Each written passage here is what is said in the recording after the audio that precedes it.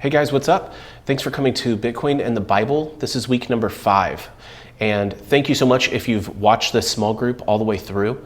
If you've made it this far, you probably are a little bit overwhelmed with all the information that I've been saying. I know that I've definitely had a good time putting this together. This is our next to last week that we'll be doing. We'll have one more episode after this one.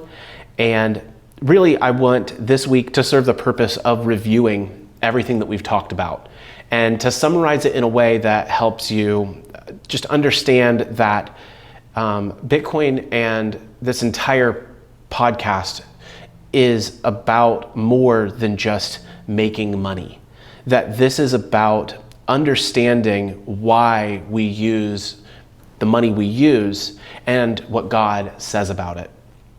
First and foremost, I think that it's important to kind of look back on the things that we traditionally have used as money and why those don't work necessarily, but more or less why we should be looking towards new forms of money that allow us to take responsibility for our own actions while also staying true to being right for everyone, being truthful to our neighbor and not having theft involved.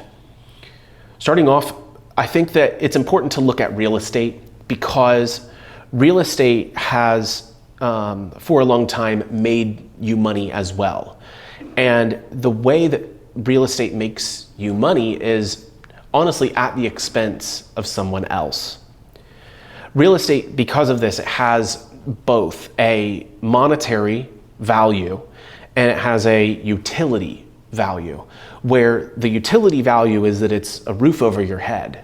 It's shelter from the elements. It's a place to raise a family. It's where you put your stuff, right? But the monetary value of real estate is the property that allows it to say that it's made you money over time. And if real estate has a higher monetary value than its utility value, then it will be viewed that way by the economy. And when real estate specifically gets viewed this way, this economy can start to hurt people. Because they're valuing the monetary value of something more than the utility that it creates for someone, it can start to skew why we buy it in the first place. The reason we buy homes is, like I said, to put shelter over our loved ones. But if the reason that we're buying homes is to make money, then we start to hurt other people in that process. Number one, it prices people out of a home. I think we've seen that pretty recently with, the valuations going up dramatically. And not just that, I think that it also creates a place where it forces people into renting a home. And while there's nothing wrong with renting a home, the ability to own a home and use that as where you put your stuff and say that I put my stuff in something that I own is really important because it's thought of more as a place to save, it's thought of more of a place to keep the things we value the most. And it keeps people away from rent seeking. Someone like a landlord that might, just want to keep raising the rent on them even though their mortgage is really low. You can step away from the traditional ways of saving money and you can start to use Bitcoin as true savings. And Bitcoin doesn't keep people from not affording homes. I say it this way, homes are not savings accounts. They're physical shelter, right? Making a home a savings account removes the utility that they carry and that they serve for other people. We talked a lot through this about how Bitcoin is permissionless. It doesn't require anyone's permission to own Bitcoin. But a home, you still need someone's permission in order to own it. And you definitely still have to pay the property tax that comes along with it. With Bitcoin, you don't need anyone's permission to tithe. You can do that on your own, free willingly. So long as you've sent this podcast to your church leaders and they are seeing the value in accepting Bitcoin, you don't need anyone's permission for that. But you do need permission to use a debit card to tithe. You need these networks to allow you the permission of signing up for an account. You don't need Bitcoin's permission to buy things. With Bitcoin, you can buy something for yourself, you can buy something for others, and you can support that Bitcoin economy just by using it yourself and by sending it to others. The same can't be said for a credit card, where you need permission to get an account and to have your credit limit raised and to get a better interest rate. You don't need anyone's permission to run a node, but you do need permission to get a bank account. You could say that this system allows for the freedom of expression, right? If I want to be generous, I can be, and it allows me to be without anyone's permission. Some people used to say that, I've heard it said before, that gold and silver is God's money. But we learned throughout this series that God doesn't say what money has to be. He allows us as humans to find that for ourselves, to use the best form of it. And that's decided on not even by the government or the church. That's decided on by the people. And it's important that even gold and silver being used for as long as it was, that we can look now at the true value of technology, meaning electricity. You wouldn't be watching this video if it wasn't for the extra electricity that you have in your phone. And the internet. There's no way that you would be watching this if there wasn't the internet, because I know for a fact that I'm not connected to the internet right now. So the utility value that Bitcoin carries is very similar. We need to make sure that we understand its utility value and what it provides to people that our current money does not. Silver used to back the dollar, but the removal of the silver dollars is what led to the financial turmoil that we see today. Speaking of financial turmoil, Bitcoin is volatile when you compare it to something like the dollar. When you look at its value, that's how we price Bitcoin. We're in a dollar system. And so it has major swings. When the creators of the Bitcoin in the Bible podcast, when they were making their podcast, just by looking at the release dates of when those episodes came out, I can see that they actually made this podcast at the very peak of Bitcoin's price. This episode specifically was released in December. And from this moment on through the podcast, their purchasing power was actually going down. So all of the properties that we've been discussing and talking about how it stores wealth over time, it allows you to build a future for yourself because of how the value of it changes over time. Theirs was actually changing in the opposite direction. It's important to look at the price of Bitcoin going down as a buying opportunity, where you can then purchase more Bitcoin for the same amount of dollars. And not just see it as like a fear-filled moment, because we know that fear doesn't come from God. He wants us to have wisdom and understanding for what we're getting ourselves into, and how that builds a long-term future for our family and for our church. When the price does go down, because it does, you have to have the fallback of working harder to afford those moments and have the opportunity to buy more and to even save what you have. There's no magic lever here. Like this isn't just built on fluff. This is a fundamental with the world and the reality that we live in. We know as Christians that going into debt is not smart. Or that another way of saying it is like betting our house on the price of Bitcoin is not wise at all. We know that people place those bets and take dollar-based debts in order to purchase more Bitcoin today than they actually have available to them. Or they, for instance, like would take a loan in order to buy Bitcoin. When we do this, we know that one day we will have to sell the Bitcoin in order to pay back the debt that we took in the dollar-based system.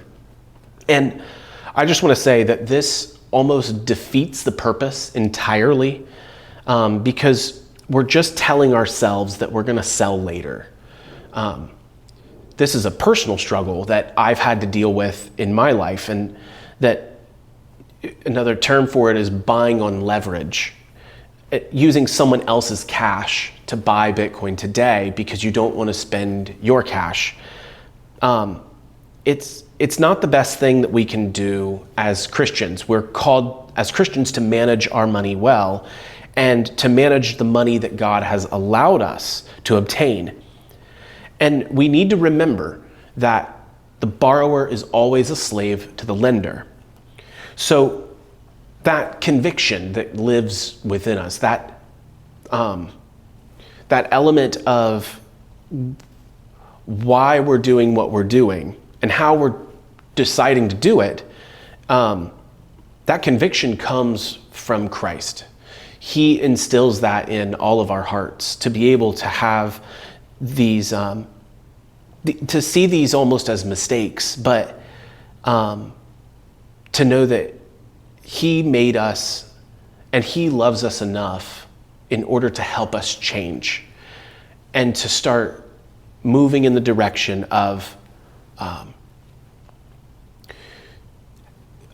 taking what you have ownership over, that He's given you dominion of, and to not squander it. I believe that Bitcoin specifically is a way that God has allowed us the opportunity to do the work and to climb out of these money mistakes that our whole society has made.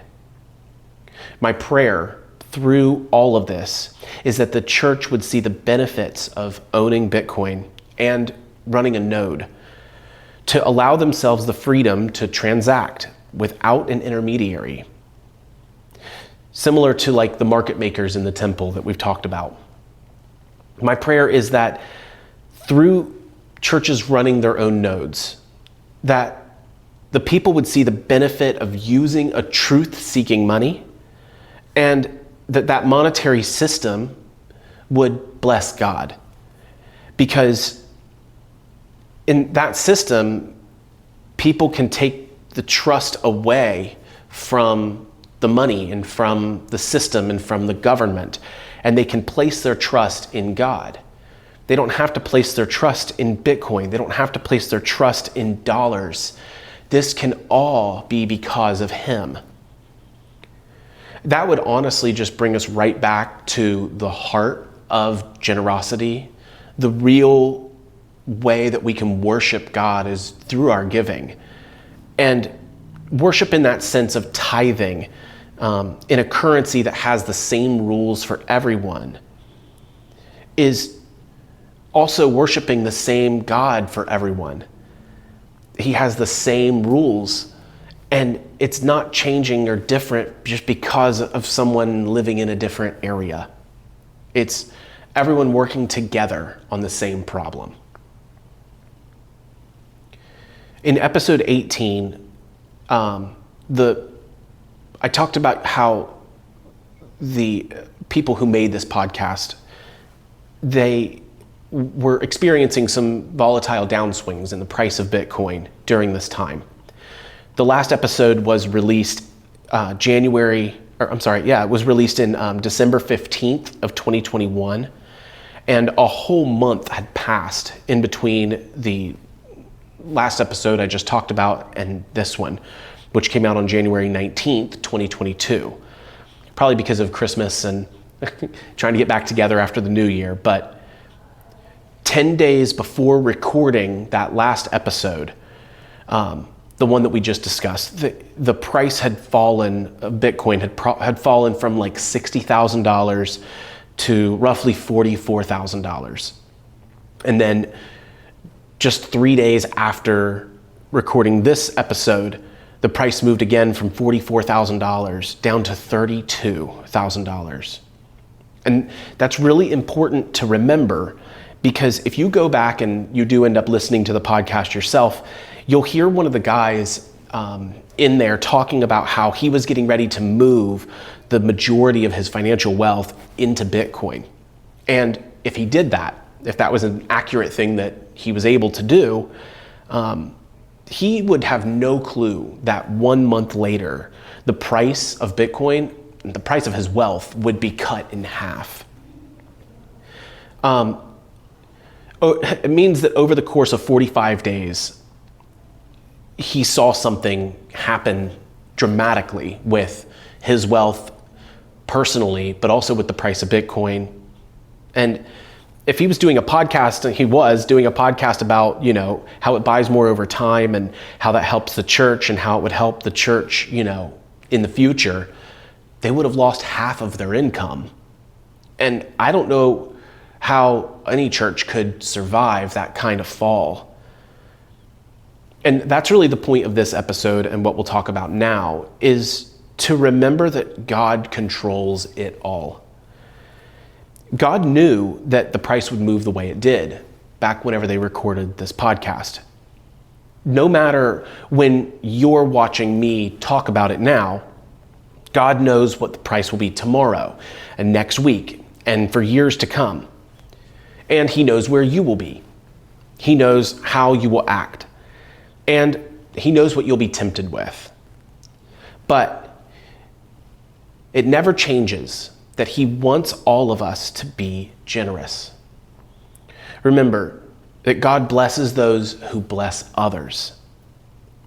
I said in a previous talk that the hardest thing to do is to tithe in Bitcoin. Number one, because there's only so many Bitcoin, but number two, because that scarcity element really just makes you start to see your savings differently. One element I left out when I talked about this was how hard Bitcoin is to tithe whenever the price is dropping.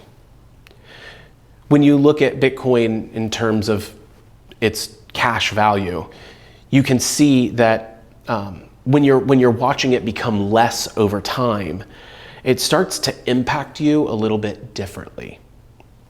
You start to see that I'm called to tithe this amount, but I have to give more Bitcoin away because the price went down.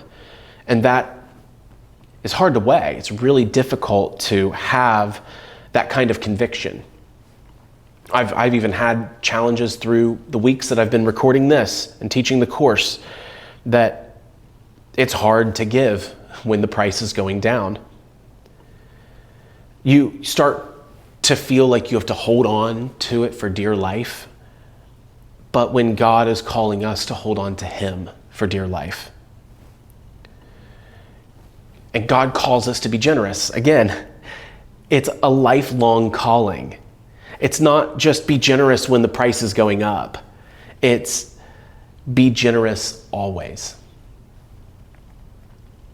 If we truly trust in the Creator of the heaven and the earth, then we will have the joy to give even when times are tough. I'll be honest, like I said, over the course of this podcast, the price kind of has gone down. When we started, I think the price was over $100,000, and now we're somewhere around $80,000 or $85,000. And since starting, the journey with the church, we've seen a massive swing on price from $30,000 down to $16,000, and then, like I said, back up to $100,000. But I've had to take my personal preferences and start to throw them away. When it was my time for monthly giving, I did it, no matter what the price was. In fact, today there's a notification on my phone, tithe, because it's time to do that monthly giving. When it comes time of the year for a legacy offering, I know that my offering must be paid in Bitcoin to have any chance of having a legacy and for that to stick around. And another piece I didn't even have written down here that I just thought of was that I had to trust my church leaders. I had to trust that if I was tithing in Bitcoin, that they were holding that and that they were keeping it safe because it was no longer mine to manage. It was theirs. I knew, though, that God was asking me to take the wisdom and the understanding that I had and give it to the church. And not just in the form of this small group, through the form of Him blessing those tithes and those offerings. And I pray that really any church can start to find the conviction that only comes from Christ and can start to follow in the footsteps of my leaders of my church, because they have held on to, I don't know if all, I don't even know how much, they just tell me they still hold on to some of that Bitcoin. And again, I know that it's very difficult to see that downturn, but the change in price, the downturn in the market, it has to happen with Bitcoin. It becomes overvalued and becomes undervalued, and that's just how the asset works when we compare it to paper money. But our main focus, again, is on Jesus Christ. He is the only constant and does not have a downturn. Proverbs 24, 3-6 says, "By wisdom a house is built, and through understanding it is established. Through the knowledge its rooms are filled with rare and beautiful treasures. The wise prevail through great power, and those who have knowledge muster their strength. Surely you need guidance to wage war, and victory is won through many advisors." Another issue that we have when we look at the riches of this world is that we might want those for ourselves. And I had to understand this pretty significantly whenever I was taking my first steps with Bitcoin, because I dealt with a downturn in the market around the same time that these guys were as well, 2021. And when the price was, around $69,000, $67,000 in 2021, I had what felt like it all. I had a downtown office space and a photography studio. I had employees. And in that moment, when I started to see the downturn occurring, when it went from 67 down to 32, I could have sold all my Bitcoin right then and there and kept my office and kept my employees. But I believed that it wasn't time to sell. It wasn't the right time to do the thing because I was looking at the things of this world, and I was looking at I needed to have this business. And God was showing me it's not the right time. And I would be going against what He wanted for my life if I had kept my preference and sold everything, because that would have been a very short-term change. I didn't even have a whole Bitcoin. Oh, I still don't. And it changing that, if I was to sell all of that back in 2021, it would have funded my business for about 3 months. But the benefits that I have received from not selling and moving my studio to my home and tithing in Bitcoin and continuing to hold and buy what I can, and it's been huge for my life and now for my church and even my walk with God, because I'm putting my trust in Him.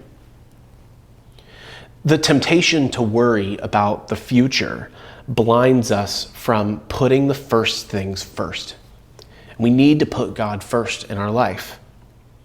We don't need to worry about the future, and we need to move towards being generous with our time and with our efforts. This is about community. I could never do this without the community that surrounds me. I mean, my mom and dad have been huge supporters. My wife is a massive supporter. And my church family too, my church leaders. They, ultimately, they know enough to know that the conviction is there. They see the benefits of it as well. But it's been said in the past, and this is kind of a true statement, is that Bitcoiners are coders. I never thought of myself as like a coder. I made videos and shot photography for 15 years, but I realized that I was already using code. I mean, I was on Facebook. You're probably on Facebook or Instagram at some point in time, and you're adding to that code. When you post to those websites, you're posting code to those places. And so I knew that I was already adding to somewhere in my life, and I needed to start adding in a whole new way. And now I know why. It was to make this. It was to inspire my church. It was to help my friends and family get away from, in crazy inflation. But the promises that have been made by previous generations, meaning like the way the government says that they're going to pay Social Security forever, basically, and that these previous generations have made claims that they can't make and they can't keep. The debasement of the currency will continue to happen, and it's going to suck the system completely dry. You can see that today. I can feel the effects of that, and I don't want that for my church. I don't want that for my kids. I don't want that for my family. So I'm working extremely hard to take what I thought I knew and push it into a whole new light and glorify God through all of it, because without Him, I would not be here to do this today. Episode 19 talks about responsibility and self-custody. And this gets really deep into the elements of Bitcoin. I talked about how I never felt like I was a coder, or that I could, create a wallet or run a node or build a website or any of those things. But I want to do this technical deep dive with you, and I want to help explain that it doesn't need to intimidate you, that doesn't come from God, and that if you are only being intimidated by something, number one, it could just be an ego thing. Like, we're human, we get intimidated by stuff. But number two, it could be a way that the enemy is trying to keep you from not just experience Bitcoin, but experiencing God. And the reason I say experiencing God is because there's so many wonderful things that can happen when you take the trust out of the government and you give that trust to God. By this point in the talks, you might be in one of three camps. You are either thinking about buying Bitcoin and you don't really know where to start. We'll call those the no-coiners. Maybe you already bought Bitcoin and you just don't know what to do with it now. And we'll call those the some-coiners. Or maybe you bought Bitcoin and you took custody and ownership of it, but you want to know about more secure solutions. And we'll call those the holders. To do this, let's kind of answer a question to kind of get a little deeper here. If we know that Bitcoin is just a ledger of transactions, a list of who transferred what to who, then what are you actually holding when you hold Bitcoin?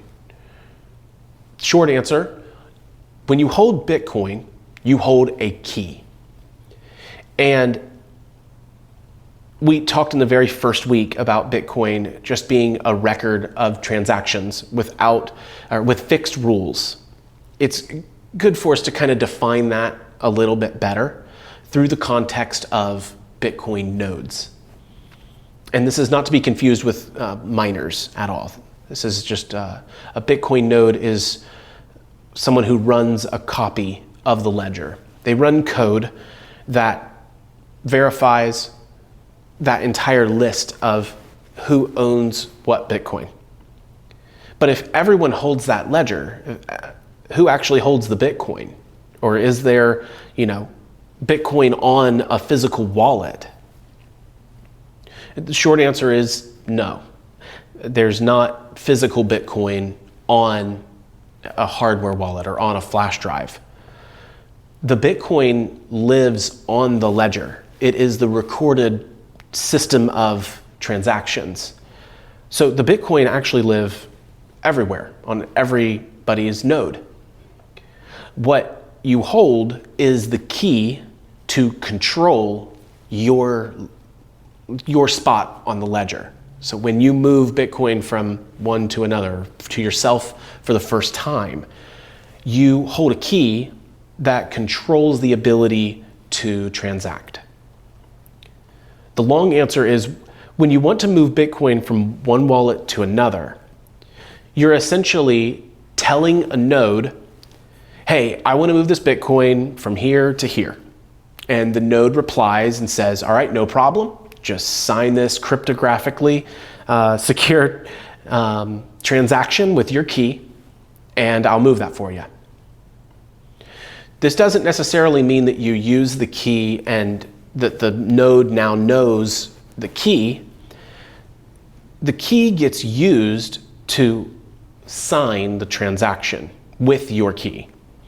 And that is what tells the node you're allowed to move this Bitcoin. And that's why if you lose your key, you lose your Bitcoin, because you lose that ability to sign the transaction that can move the Bitcoin on the network. No matter what camp you're in, if you're a no-coiner, if you're a some-coiner, or you're a holder, we follow the same basic steps to move Bitcoin around and between different wallets. Typically, a no-coiner will buy Bitcoin on an exchange or like a company that allows you access to both dollars and Bitcoin and does the conversion between those elements to allow you to sell one and receive another. It's important to mention though, however, you can still buy Bitcoin peer-to-peer, so you can transact individually with another Bitcoiner. You could hand them your cash and they could send Bitcoin to your wallet. But this kind of gets to the next point, which is once we purchase Bitcoin, we need to move the ownership of that Bitcoin from the exchange to ourself.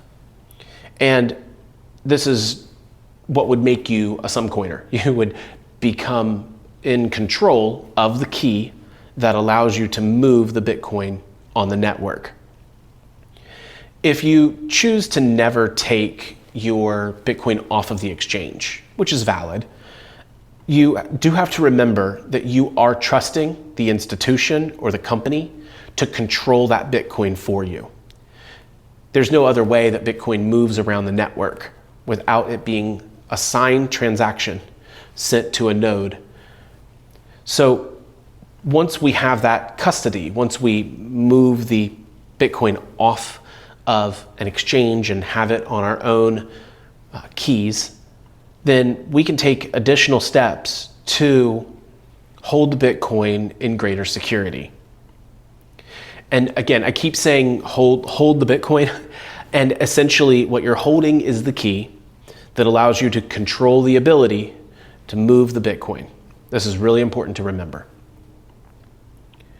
And so far we've talked a lot about that key that signs the transaction. This key is called the private key. That private key controls the public key, and the public key is accessible by everyone on the network. It's what gets recorded on the ledger. When you create a transaction, you essentially use that private key to specify how much Bitcoin you would like to move. It then sends that signed transaction up to a node, which gets synced around the entire world. Every node that it can reach gets a copy of that transaction. If the transaction meets the Bitcoin network rules, then a miner on a new block puts that transaction into the block. And the transaction is then final. It would then move from one wallet to another. And it's important to remember here too, from our mining discussion, that in order to undo that transaction, you would have to undo the entire block. And that is physically impossible with the amount of energy being produced.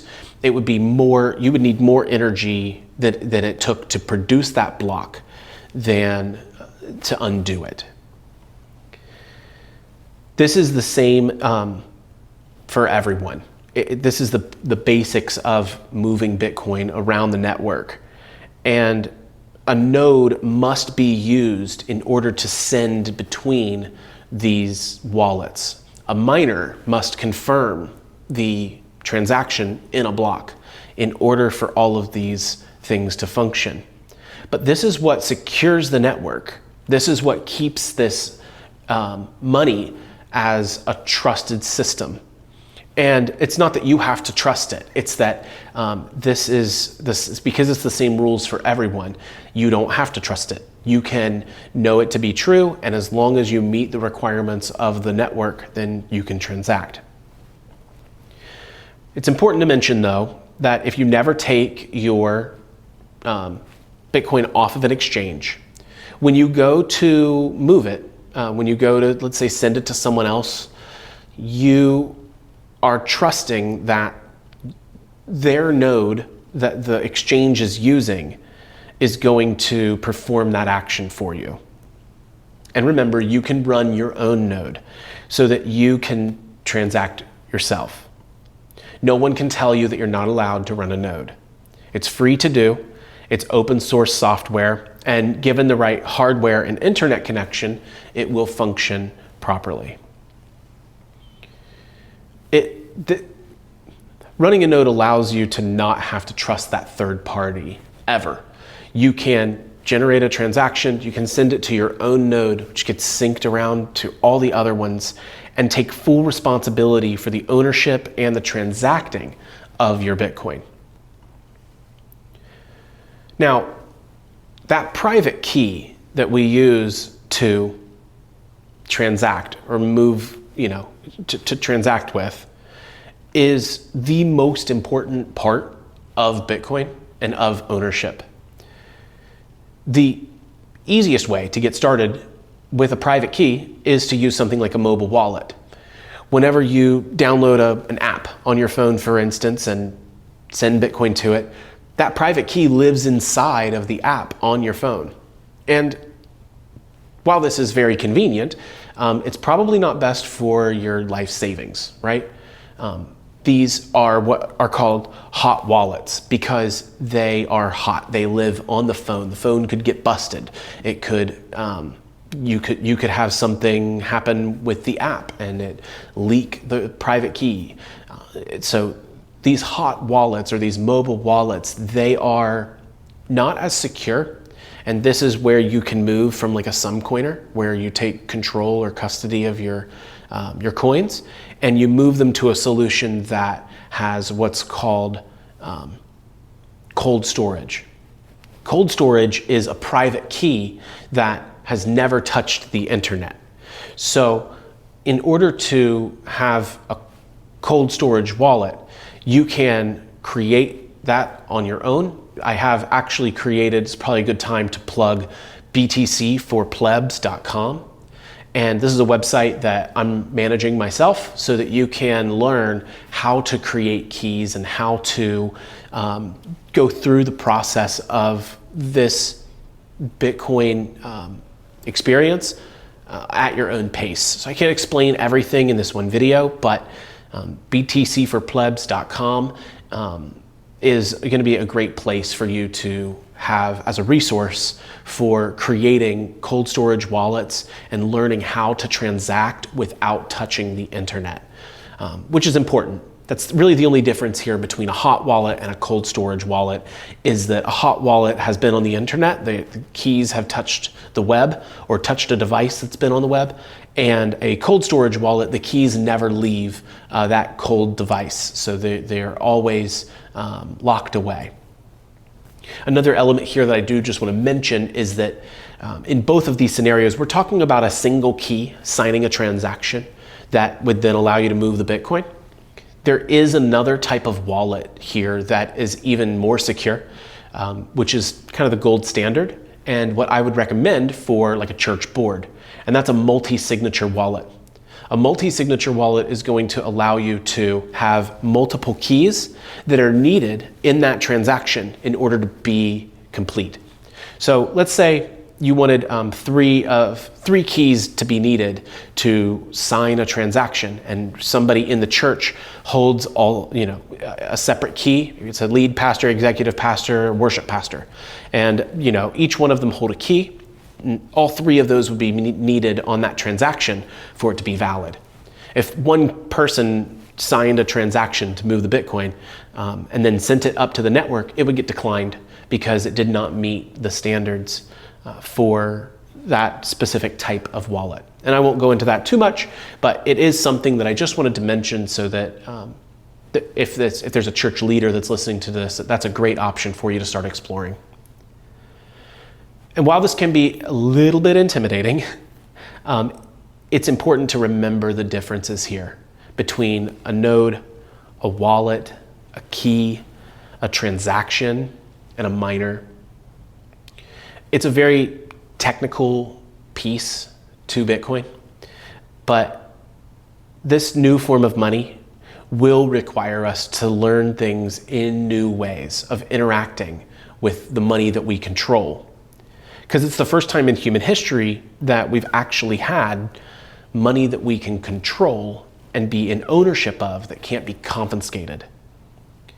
It is a hardened form of money, and that also happens to be very hard to use at first.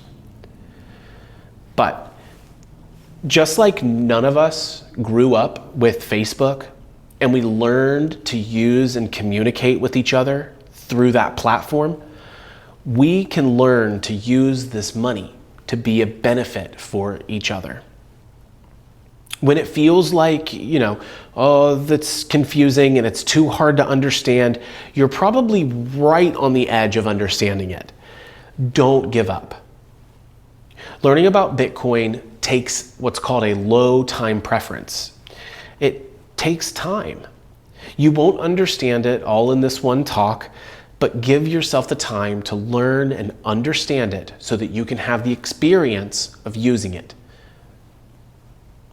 That low time preference is what episode 20 talks about. And low time preference can be summarized to just mean patience. Abraham showed tremendous patience. People who showed a high time preference would be someone like Esau, who sold his birthright for a bowl of soup, just getting that instant gratification. Even though we live in a patient world, we don't necessarily like it as humans. We want things to be quick and easy, and we want them today. We don't have to wait till tomorrow to get it. I've been working hard during this small group to show what a low time preference looks like. Even though one person came on the very first week of the group, I'm so thankful that they did, I knew that I couldn't stop doing this. No matter the time that it takes me to create these videos, no matter how much, of an offering that we get to make at the end of this small group, I know that Bitcoin will, I'm getting my words tied up. I know that God will bless this offering and this gift. And it's not in my time frame. That maybe this video gets watched way later and gets used by another church somewhere. And I'm happy to move towards that low time preference and say, yeah, I'd love to have this whole room full of people to talk about Bitcoin, but it's not time for that. And I'm thankful to have a camera to be able to record these, have a microphone so you can hear me well.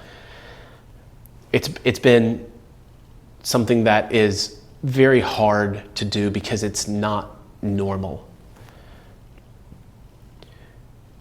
We as Christians, we have our true hope in Christ. And we can exercise our true hope in Christ with a low time preference by showing examples of in this world, but not of it. That nature that God calls us to be in the world and not of it, and to slow down and to be patient is the whole point of life. It's what God wants us to experience rather than experiencing stress or anxiety or depression. He wants us to be in this world and not of it.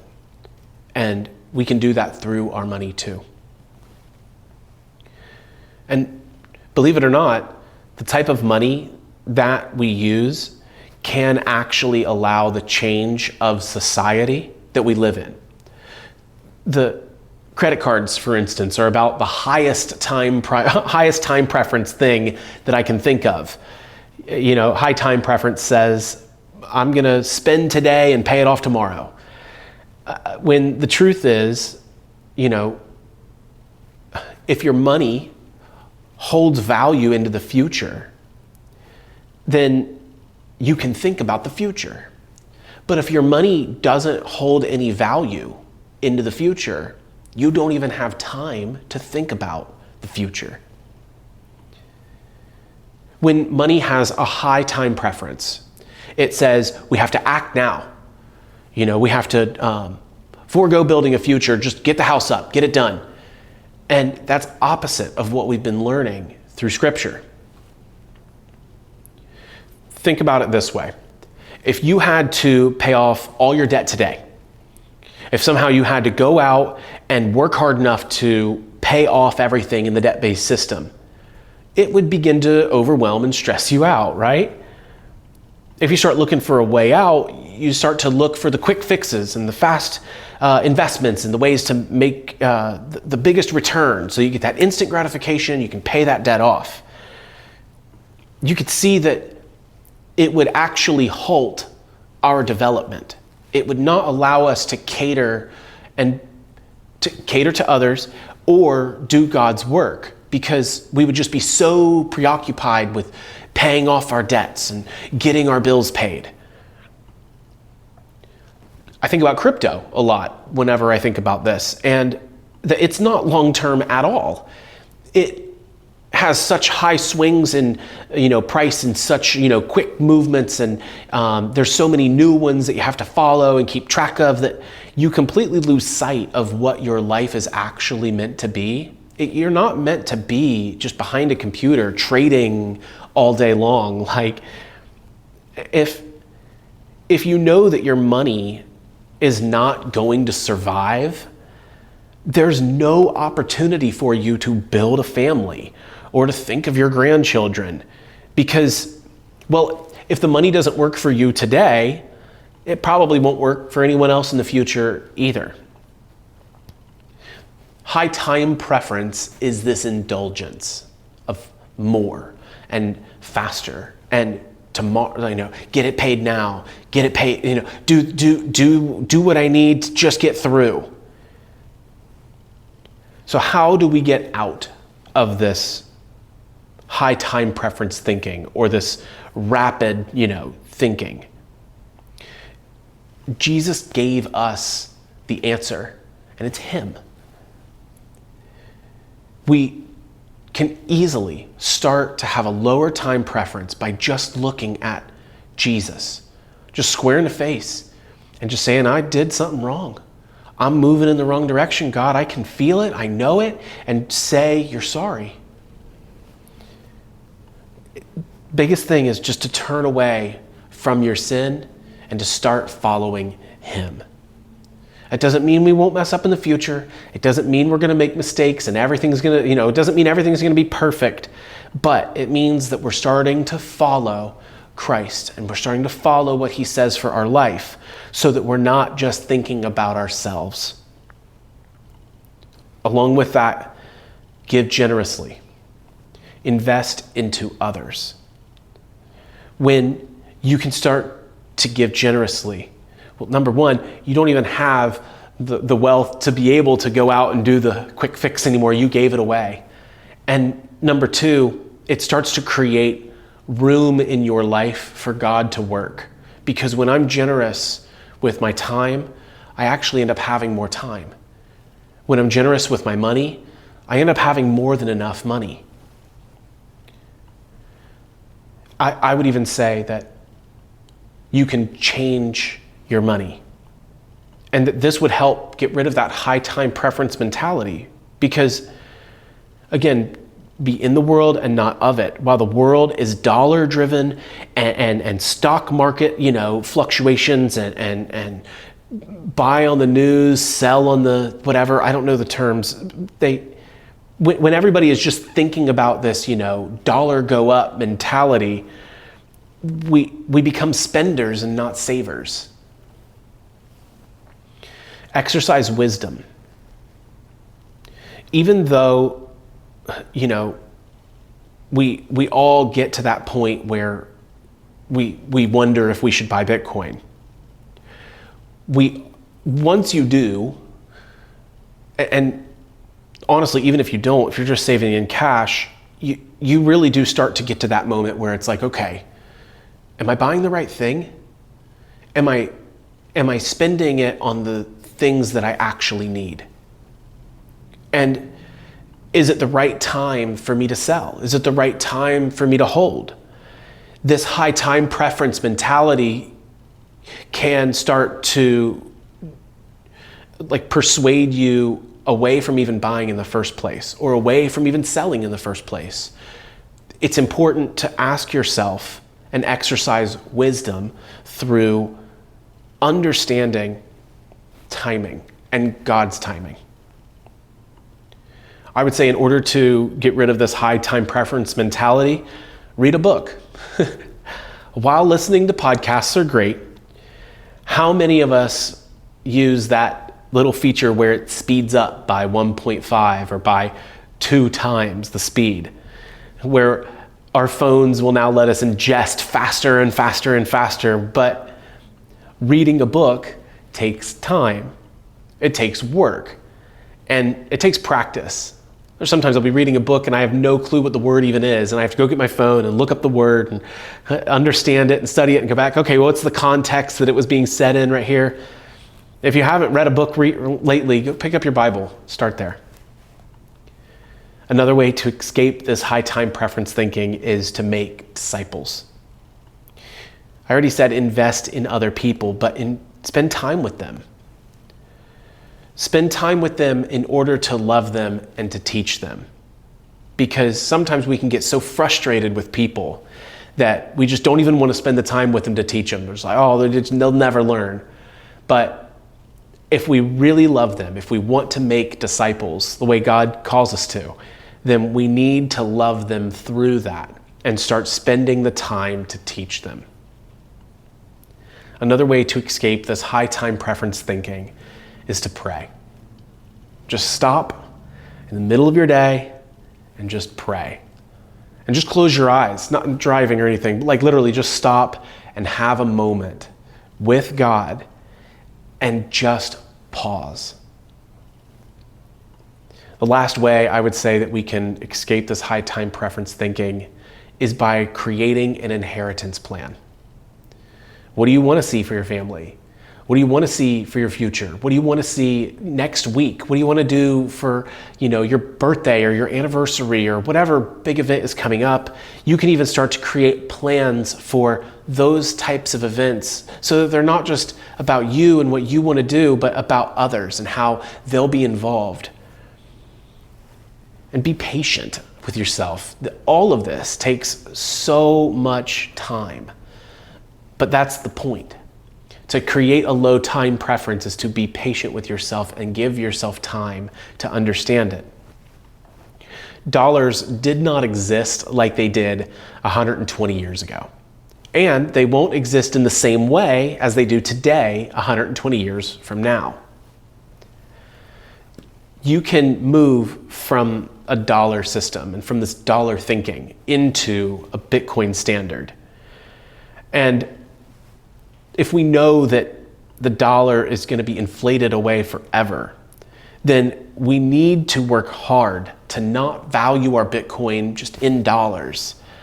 We need to realize that the money, it's a representation of how you spend your time. And that time has so much to do with the preference that we put on it. In order for us to enjoy the time and the day that God has made, we need to slow down and have a lower time preference and build the future that God is describing.